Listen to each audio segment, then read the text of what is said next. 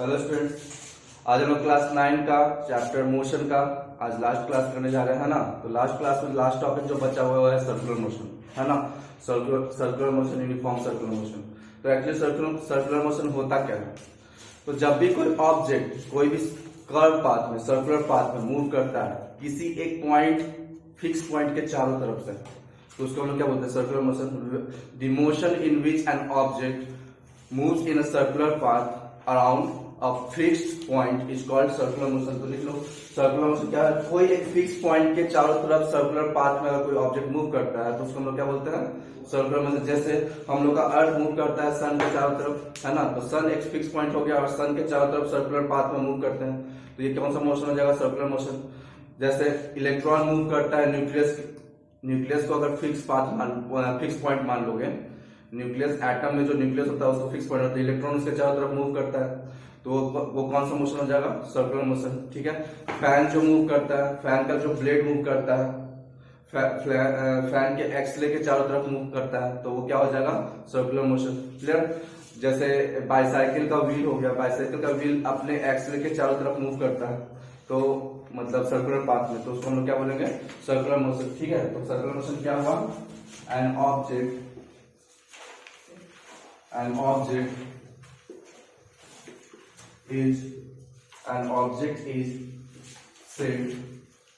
object is said to be in circular motion. An object is said to be in circular motion. An object is said to be in circular motion if it moves around a fixed point. If it moves around a fixed point, if it moves around a fixed point in a circular path, in a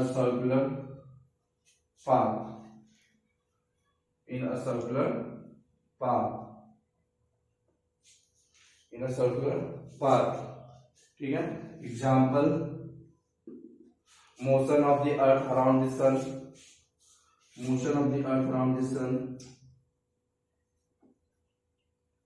motion of the earth around the sun, motion of the earth around the sun. दूसरा, motion of electrons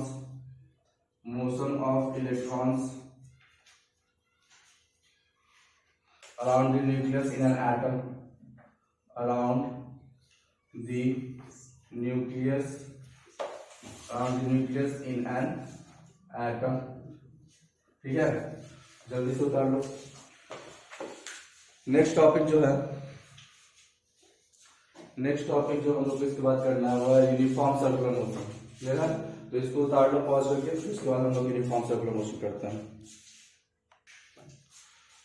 next हम लोग जो करना है वो क्या है? Uniform circular motion. तो सर्कुलर मोशन क्या होता है? जब कोई फिक्स पॉइंट के चारों तरफ कोई ऑब्जेक्ट मूव करता है सर्कुलर पाथ में, तो उसको लोग सर्कुलर मोशन बोलते हैं। लेकिन यूनिफॉर्म सर्कुलर मोशन क्या होता है? जब वही सर्कुलर मोशन कांस्टेंट स्पीड से मूव किया जाए, मतलब सेम स्पीड से, स्पीड चेंज ना हो, तो उसको हम लोग क्या कहेंगे? Uniform circular motion. देखो, इसमें वेलोसिटी मत लिख देना, सेम वेलोसिटी तो तब यूनिफॉर्म सर्कुलर मोशन नहीं होगा। क्यों? क्योंकि सर्कुलर मोशन में हर एक पॉइंट पे डायरेक्शन चेंज होता है, और वेलोसिटी अगर यूनिफॉर्म है तो डायरेक्शन चेंज वेलोसिटी में नहीं हो सकता। अगर डायरेक्शन चेंज हो रहा है तो वेलोसिटी सेम नहीं है। दो वेलोसिटी सेम कब होगा? जब उसका मैग्नीट्यूड और डायरेक्शन दोनों सेम होगा। लेकिन सर्कुलर मोशन, जब भी कोई सर्कुलर मोशन में मूव करता है,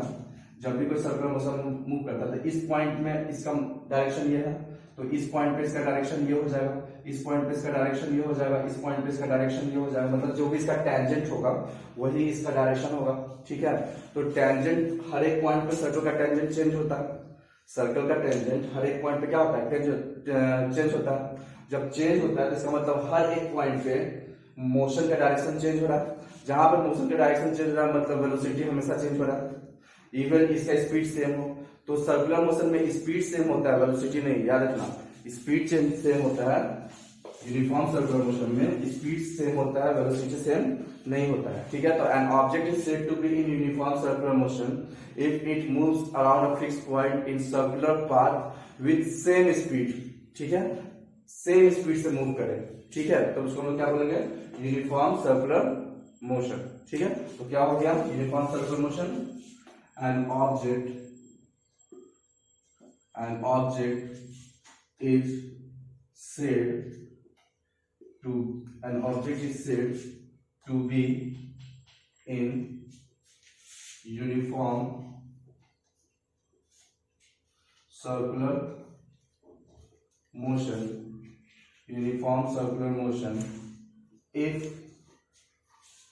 if it moves in circular path, if it's moved in circular path, if it moves in circular path around a fixed point,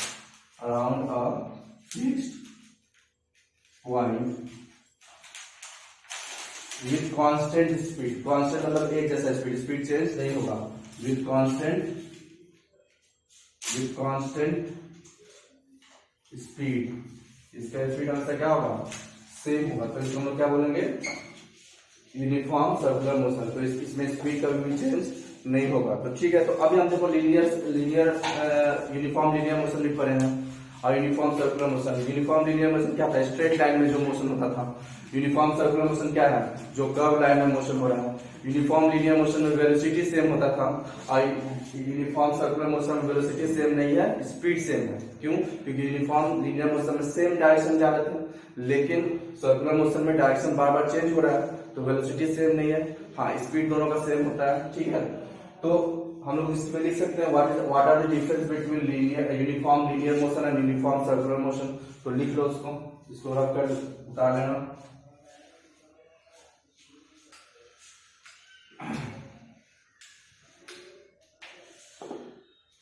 difference between the uniform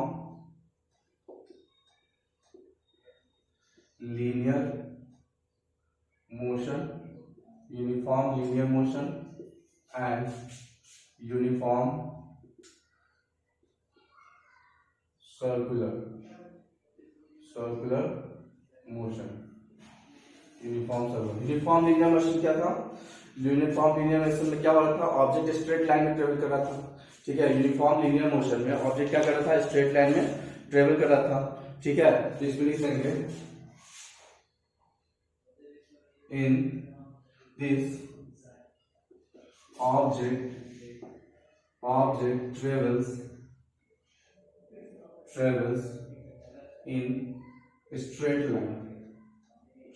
in straight line, ठीक है। ये पहला, इसमें होगा in this object travels in curved path, sorry, ठीक है। Straight line है, straight path लिखो, ठीक है, कर्व पाथ, क्लियर। दूसरा डिफरेंस क्या होगा,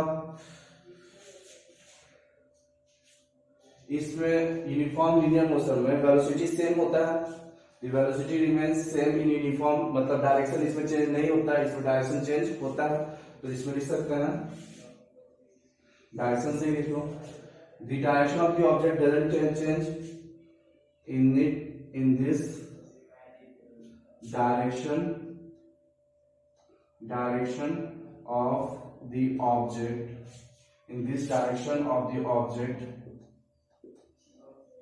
doesn't change, डायरेक्शन चेंज नहीं होता है, मतलब वेलोसिटी चेंज नहीं होता है, ठीक है। और इसमें क्या होगा, direction of the object, direction of the object changes, direction of the object changes continuously,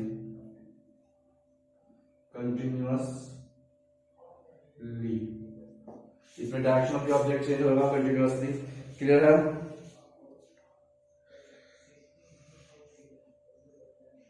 ठीक है, इसमें क्या होगा, इसका स्पीड और वेलोसिटी हमेशा सेम रहेगा, इसमें स्पीड सेम रहेगा बट वेलोसिटी सेम नहीं रहेगा, तो लिख लो स्पीड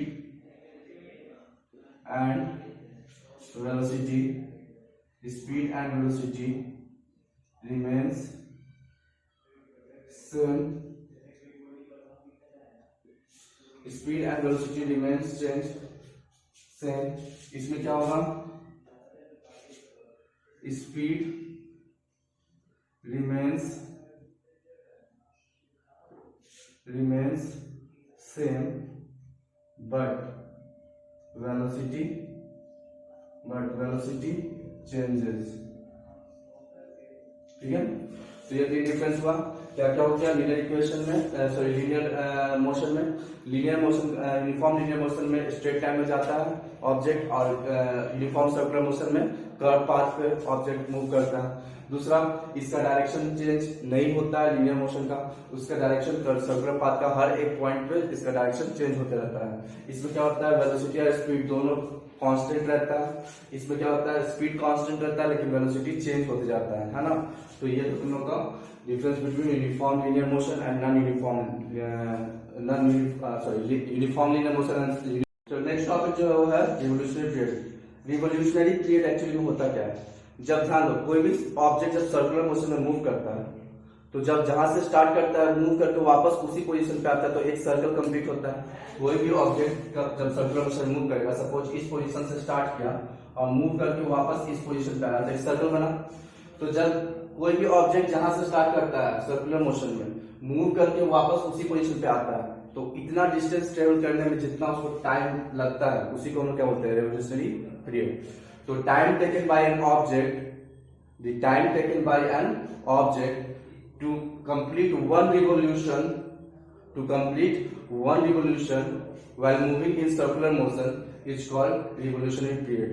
तो जितना टाइम एक ऑब्जेक्ट लेता है, एक रिवोल्यूशन को कंप्लीट करने के लिए, जब वो सर्कुलर मोशन में मूव कर रहा है तो उसी को हम क्या बोलते हैं, रिवोल्यूशनरी पीरियड। तो इसको क्या लिखोगे, the time taken by an object, the time taken by an object to complete one revolution while moving in circular motion, while moving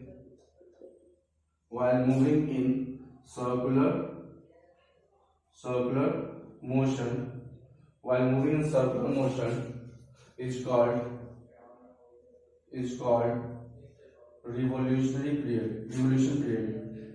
revolution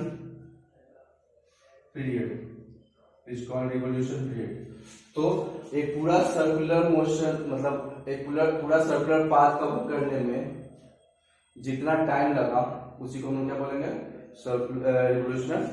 revolution motion. ठीक है, तो ध्यान दो इसका फॉर्मूला क्या होगा, इसको नोट डाउन करते हैं। टी से टी इज इक्वल टू, अगर मान लो ये सर्कुलर पाथ जो कवर किया, जो सर्कल बना उसका रेडियस आर है, तो ये हो जाएगा 2 पाई आर बाय, और सपोज करो एस स्पीड से मूव किया, कितनी स्पीड से मूव किया, एस स्पीड से मूव किया तो 2 पाई आर बाय एस। अब देखो यहां से जब मूव किया तो सर्कल है ना, तो डिस्टेंस कितना चला, जो इस सर्कल का सर्कमफेरेंस होगा, तो सर्कमफेरेंस क्या होगा, चलेगा 2 पाई आर और स्पीड कितना दिया एस, तो distance divide by speed is equal to time. तो distance 2 pi R, speed S, तो distance divide by speed is equal to time. तो ये तुम्हारा रिवोल्यूशनरी पीरियड हो गया।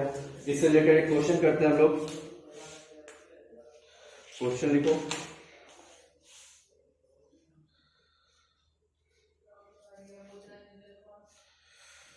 चलो इसको उतार लेना।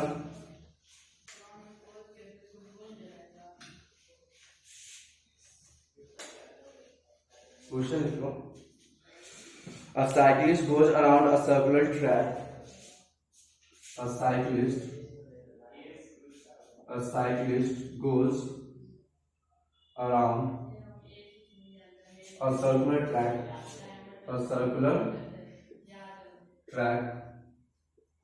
a cyclist goes around a circular track।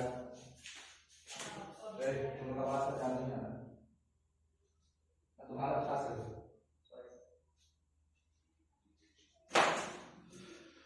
A cyclist goes around a circular track, ठीक है, of radius 63 meter, of radius 63 meter, of radius 63 meter. If he complete one revolution of track in 1.5 minutes, if he completes one revolution, if he completes one revolution of track, in 1.5 minutes, in 1.5 minutes, then calculate the speed of the cyclist. Then calculate the speed of the cyclist. Then calculate the speed. Then calculate the speed of the cyclist. अब समझने की कोशिश करना। एक cyclist है जो circular track पे move कर रहा है, एक साइकिलिस्ट है जो सर्कुलर ट्रैक पे मूव कर रहा है। क्लियर?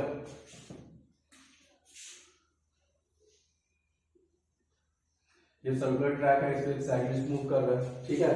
तो बोल रहा है जिसका रेडियस दिया हुआ है, सर्कुलर ट्रैक का रेडियस कितना है जहां पे वो मूव कर रहा है, 63 मीटर। तो ये जितना मूव कर रहा है वो 63 मीटर का रेडियस है उसका। क्लियर है? उसके बाद if he completes one revolution of track in 1.5 minute, तो अगर ये मूव कर रहा है तो पूरा एक रिवोल्यूशन, पूरा एक बार गोल कितने देर में घूम जा रहा है, 1.5 मिनट। टाइम यहाँ पे रिवोल्यूशन टाइम दिया हुआ है, तो revolution time t equal to दिया तो 1.5 मिनट। इसको कन्वर्ट कर दोगे सेकंड में, तो सेकंड में कन्वर्ट करके क्या करेंगे, 1.5 मल्टीप्लाई बाय 60 सेकंड, तो हो जाएगा तुम्हारा 90 सेकंड। क्लियर है? 90 सेकंड। अब ध्यान दो, टाइम दिया हुआ है, रेडियस दिया हुआ है, रेडियस दिया हुआ तो डिस्टेंस निकल जाएगा। इस सर्कल का सर्कमफेरेंस निकाल लेंगे, इस सर्कल का सर्कमफेरेंस जब रेडियस दिया हुआ तो निकल जाएगा। तो डिस्टेंस मतलब डिस्टेंस मान लो कितना कवर किया, distance is equal to 2 pi r, तो 2 मल्टीप्लाई बाय 22/7, और रेडियस कितना दिया 63, तो कट जाएगा 9 टाइम्स में, तो हो जाएगा तुम्हारा 18 इंटू 2, तो 396 मीटर। डिस्टेंस कितना हो जाएगा 396 मीटर। डिस्टेंस पता चल गया, टाइम पता चल गया, तो अब हम लोग निकालना क्या है, स्पीड। तो speed is equal to what, speed is equal to distance by time. Distance is equal to 396 metre and time is equal to 90 metre. Clear है? अब इसको हम लोग डिवाइड कर देंगे, जो आएगा वो आंसर। क्लियर है? तो आंसर आ जाएगा तुम्हारा 4.4 मीटर पर सेकेंड आंसर। क्लियर? तो ध्यान दो, फिर से एक बार देख लो। Cyclist goes around the circular track, एक साइकिलिस्ट है जो साइकिल चला रहा है, वो क्या कर रहा है, सर्कुलर ट्रैक पे मूव कर रहा है। सर्कुलर ट्रैक पे मूव कर रहा है, तो देखो ये ऐसे मूव किया, अगर यहां से स्टार्ट किया और ये पूरा एक रिवोल्यूशन कंप्लीट किया, एक रिवोल्यूशन मतलब जहां से स्टार्ट किया वापस वहीं पे पहुंचा, मतलब पूरा एक सर्किल बनाया, कितने देर में, 1.5 मिनट में। मतलब रिवोल्यूशन टाइम कितना हो जाएगा 1.5 मिनट, और इसको अगर सेकंड में करेंगे तो 60 से मल्टीप्लाई कर दोगे तो 90 सेकंड। ठीक है? और उसके बाद बोल रहा है कि इसका ये जो सर्कुलर ट्रैक है उसका रेडियस है 63 मीटर, रेडियस 63 मीटर, जिसका सर्कमफेरेंस निकल जाएगा, सर्कमफेरेंस ही इसका क्या हो जाएगा, डिस्टेंस। तो distance equal to 2 pi r, 2 into 22/7 into 63, तो डिस्टेंस निकल गया 396 मीटर। तो स्पीड कितना होगा, speed equal to distance by time, तो डिस्टेंस को टाइम से डिवाइड कर दिए तो हम लोग का क्या निकल गया, स्पीड निकल गया। क्लियर है? अब ये चैप्टर हो गया खत्म, अब आप लोग सब लोग एनसीईआरटी बुक का सारा एक्सरसाइज बनाओगे और जो भी प्रॉब्लम होगा हमसे पूछोगे। ठीक है? एनसीईआरटी से बना लो, उसके बाद अलग से हम अपना क्वेश्चन देंगे। ठीक है? आज के लिए इतना ही।